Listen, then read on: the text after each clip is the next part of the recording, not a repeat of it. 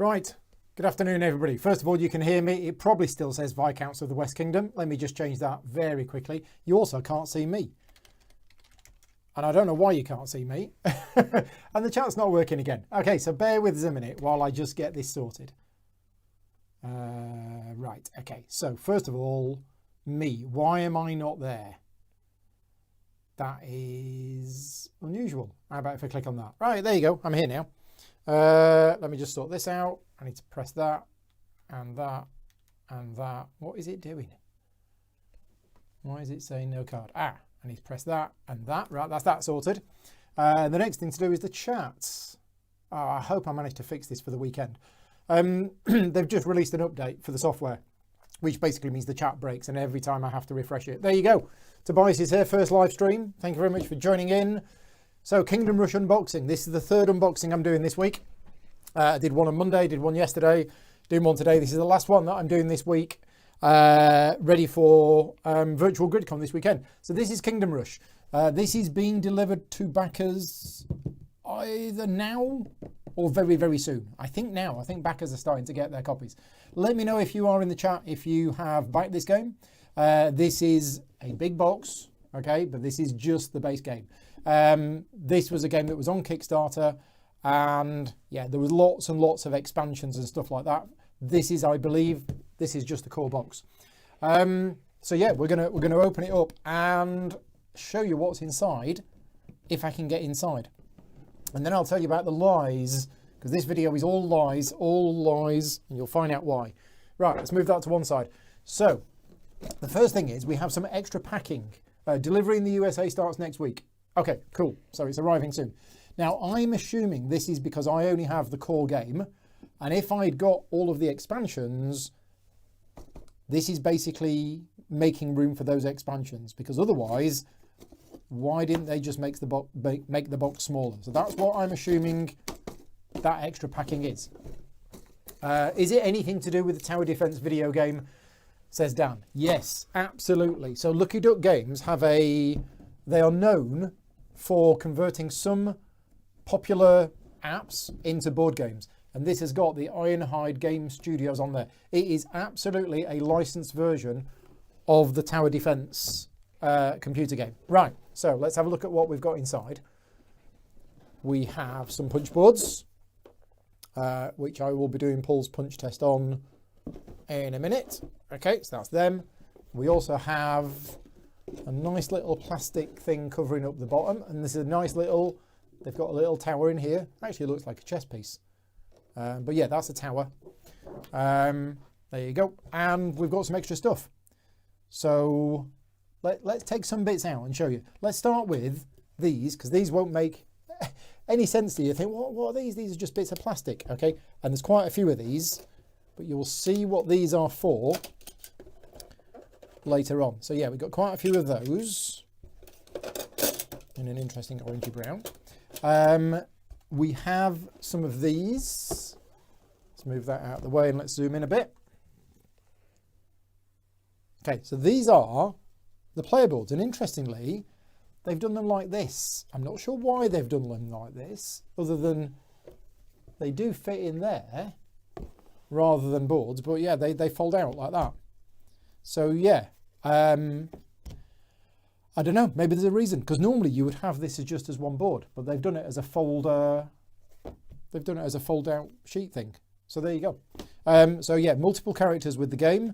I think there's 4. There is an extra one, the 5th one, that you only unlock at a certain point in the campaign. So yeah, four characters, and they are slightly asymmetric in the way that they work. 2 of them are melee based, I believe, and 2 of them are ranged. But yeah, this is a 1 to 4 player tower defense style game where each of you plays a hero, but you're also doing other stuff on the board building towers. Let's go to the punch board and let's see how these punch out. So yeah, so big bits. Okay, so it's not popping out as cleanly as some. It's yeah, okay, so the tabs are on there. You're gonna have to be careful with this. You can't just pop it out like some other ones.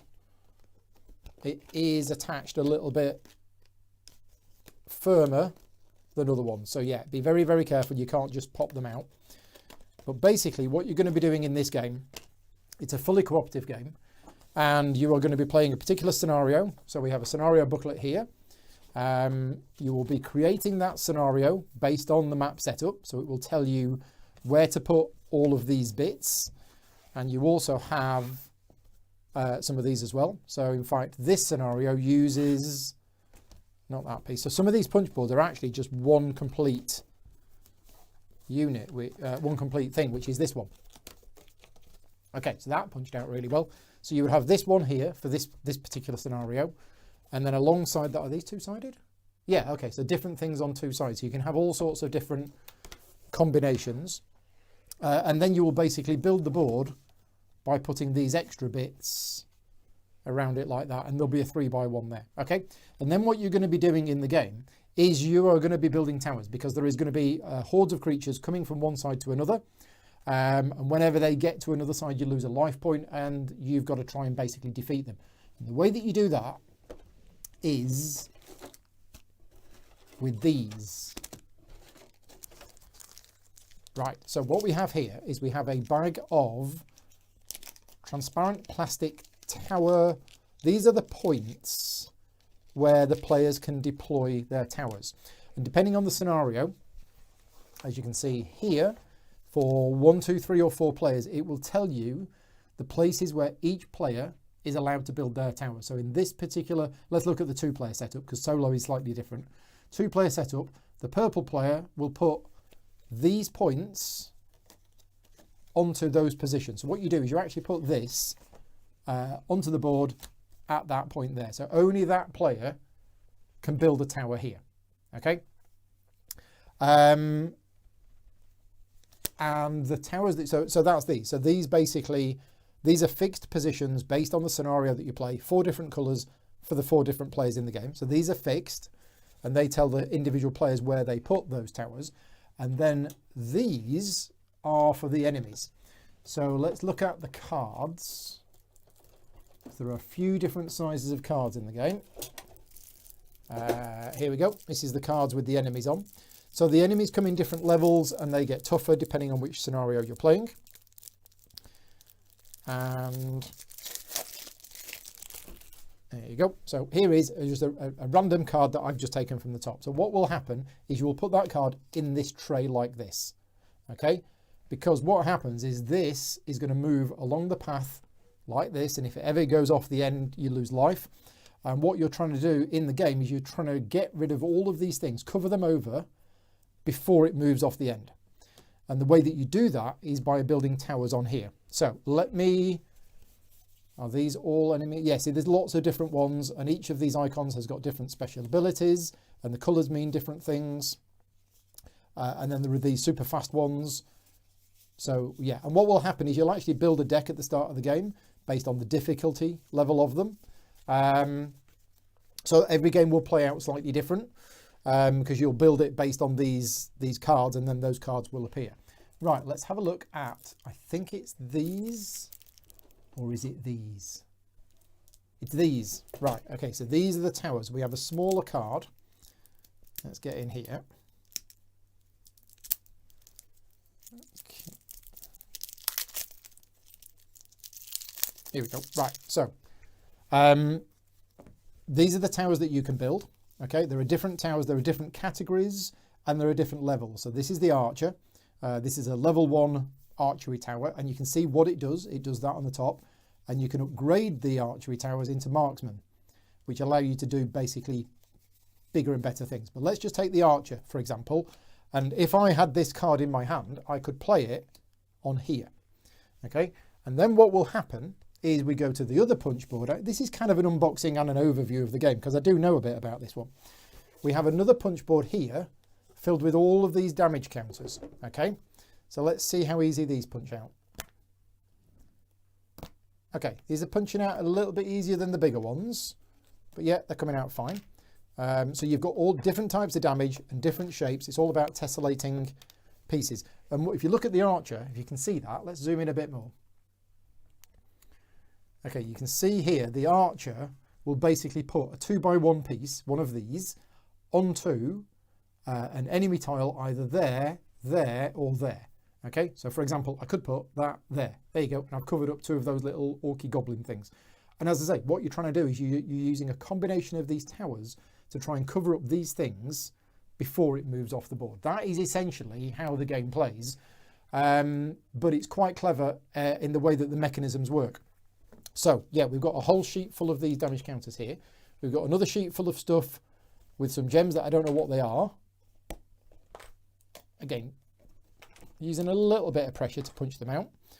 We've got some nice little health tokens here. These are probably going to be difficult. Oh no, they're all right. I thought they might be difficult to punch out because circular components sometimes are, but they're punching out, okay?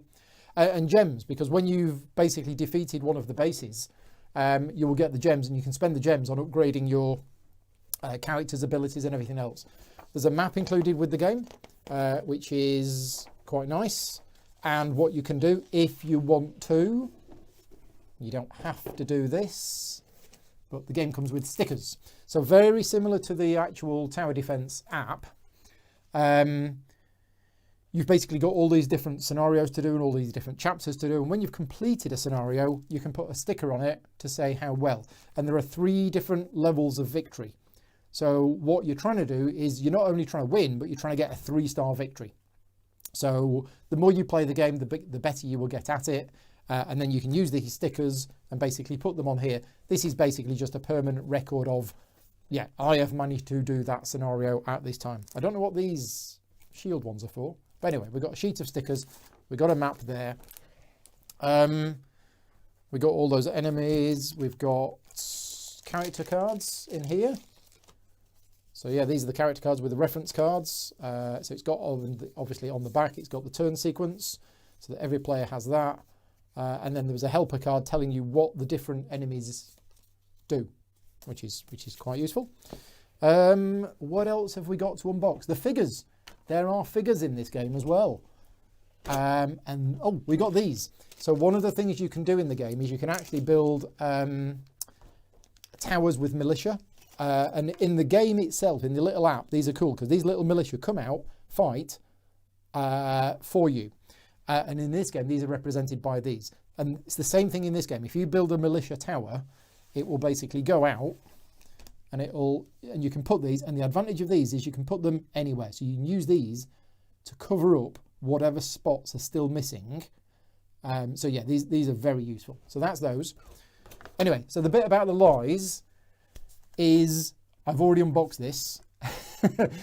It arrived yesterday. I opened it up because I'm actually playing it on Saturday night and I wanted to choose which character I was going to play with and start painting the miniatures. So I did actually take this out of the box yesterday in order to... So these aren't all of the miniatures that come with the game.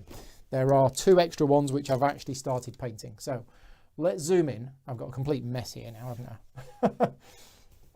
So let's show you the miniatures. Right, so how am I going to do it? I should probably lie these down. Right, so these are the different characters that come with the game.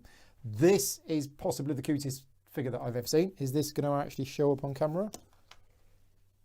I don't know if it is going to focus or not. Yep, so this is a cat. There you go. So we have a very, very cute little cat. So one of the characters has a cat. And you might think, why is it on such a large base? It's because your characters actually can go out and do the fighting on their own. So they are this size so that they actually go out and they cover up the spaces themselves. Okay, so your characters can actually do that during the game. So the 2 characters which I was considering using, there is this one, which I undercoated last night. So it's had a black undercoat followed by a dry brush in white. This is Malik. I might be using Malik. I'll decide tomorrow which one I'm going to use. And then there's Ignis, which I painted last night. So just a very, very quick paint job. I'm probably going to do the eyes a bit more, but this is Ignis. The base has been started. I haven't finished the base yet. I need to paint the base and put the grass tufts on it. But yes, so I opened this last night and I've actually started painting these. Right, but that's not all, because there's something else in the box as well. And I didn't realise this until this morning, but I opened this up and I was like, what's this bit of paper here? And I went, oh, look. So yeah, we've got some more miniatures, or in the case of this one, a bigetcha. So I don't know what these are. These are not the characters. So these are probably, I don't know, I'm guessing bosses, maybe something. I don't know. But there's these and there's this one. So you can see how big this is. There's my hand. This is pretty huge. So yeah, this is going to be fun to paint because it's kept that cartoony look. There's large areas. So the shading is going to be the most important thing. Unlike, you know, if you were to have another figure of this size, it would be covered in detail. But because of the large smooth surfaces, yeah, it's all going to be about the painting and the texture on this one. So I don't know what these are. I will find out when I play the game. So what's happening for this game is tomorrow, 2 o'clock in the afternoon, a private video for my Patreon supporters behind the scenes. Paul learned how to play the game. So that's happening at 2 o'clock tomorrow for Patreon supporters. The link will be posted to the Slack channel. If you want to see me sitting down and learning how to play the game tomorrow afternoon, that's going to happen. But the actual live stream of this is going to be on Saturday.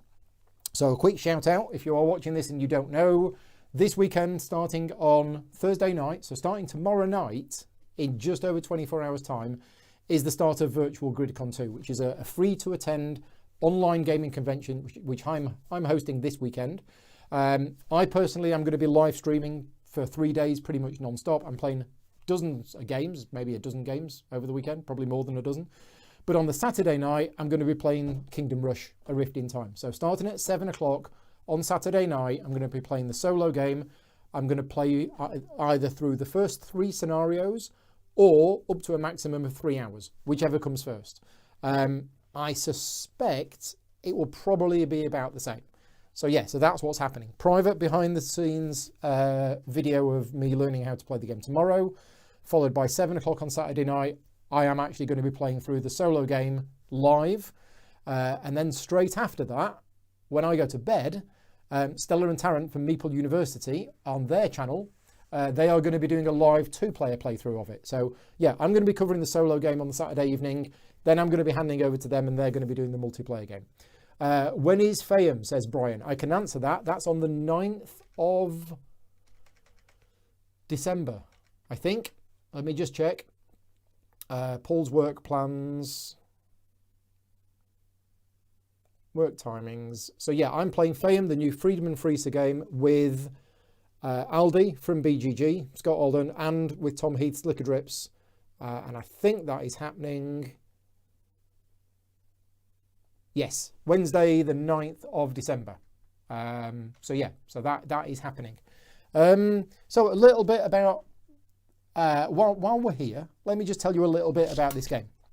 So a couple of years ago, probably, I don't know, maybe 2, maybe 3 years ago now, I attend a number of UK conventions, and at those conventions, I demo games for various publishers. At UK Games Expo, I'm 100% Czech Games Edition because I help run the booth. But I go to a number of other conventions around the country. Handycon, Manacon, Baycon, Aircon, they're all cons. There might be another one that I've forgotten. Anyway, and I do demos for different publishers. And Lucky Duck Games contacted me a few years ago and wanted me to start doing demos of their games in the UK. Now, I don't do that for them anymore because they've now got Jason Froud doing it because they wanted me to do it more and I wasn't able to. So, yeah, they get Jason to do it. Jason's a great guy. Jason has painted the figures for this game himself. Pictures are on BGG if you're interested. Anyway, but back in the day, this was one of the games that I demoed for Lucky Duck Games. Now, I demoed a few of their games and they said, Paul, we've got a new game. It's coming out on Kickstarter in the future. We'll send you a prototype and would you do some demos of this game at a convention? Now, of course, when I'm doing demos of games at conventions, it's up to the publisher, okay? I don't pick and choose. I can't say, no, I don't like the look of that game. I'm not going to do it. I will do whatever game they want me to do. And they sent me this game and I looked at this game and I straight away, I made an assumption. And that assumption was based on the artwork and the style of the game. And I thought, okay, this isn't going to be a game that I'll enjoy. I'll still do the demos, obviously, and I'll be professional and I'll do the demos and I'll make sure people enjoy themselves and have a good time. And then I played it and it really surprised me because this my initial impression, as I say, based on the artwork and the theme, is that this is going to be a silly, throwaway tower defense game, lots of randomness, rolling dice and killing monsters and that kind of thing. And it's not. This is actually a really clever tactical puzzle game. And I like puzzle games, okay? And the way that the multiplayer game works is really, really clever, because basically, without going into too many details, you have these cards, which are your tower cards, and you will start with a certain amount of cards. And you can either, and it's very, very simple, you can either play that card onto one of your, let's just zoom out a bit. You can play that card onto, you know, one of your towers on the board, one of your tower points that you're allowed to place on. You can put it on there, and you can choose the orientation.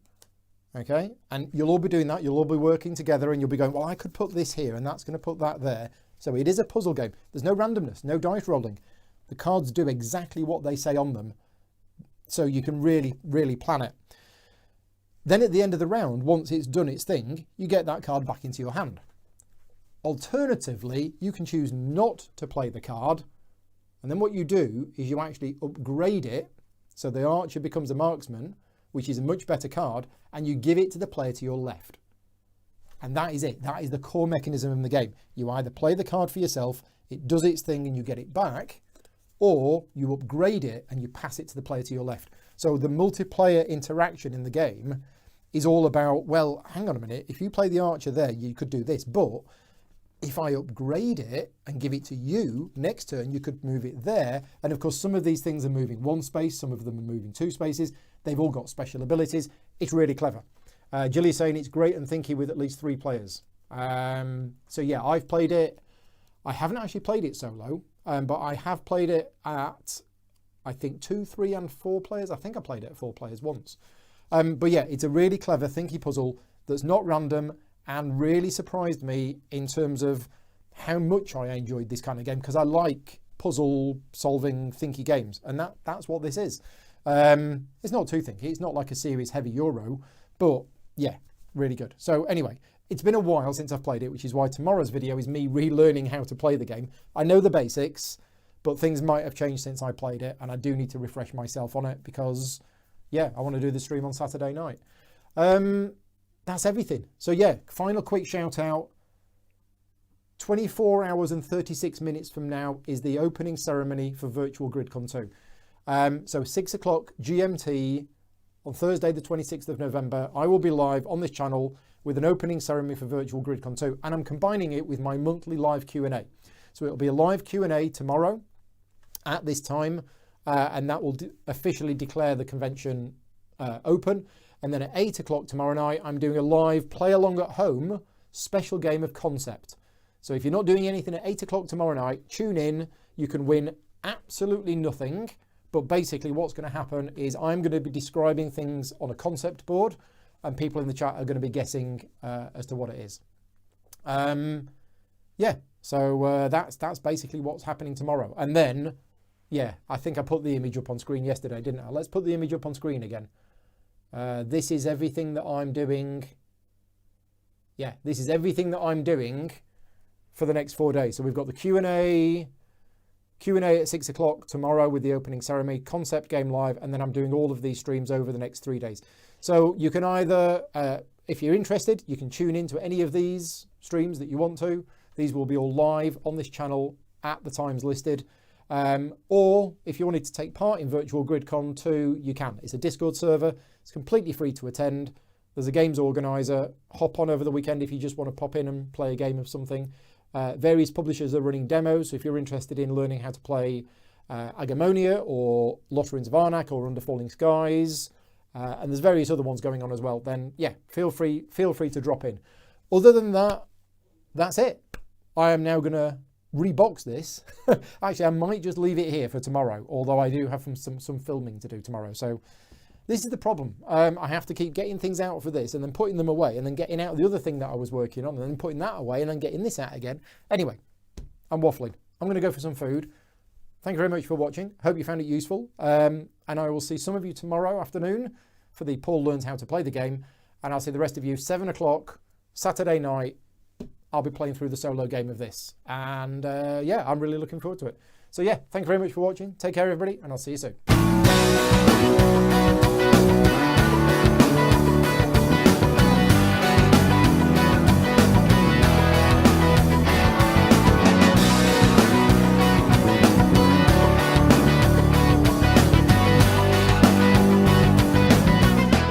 Gaming Rules is proudly sponsored by Game Toppers, upgrading your gaming experience. Visit GameToppersLLC.com.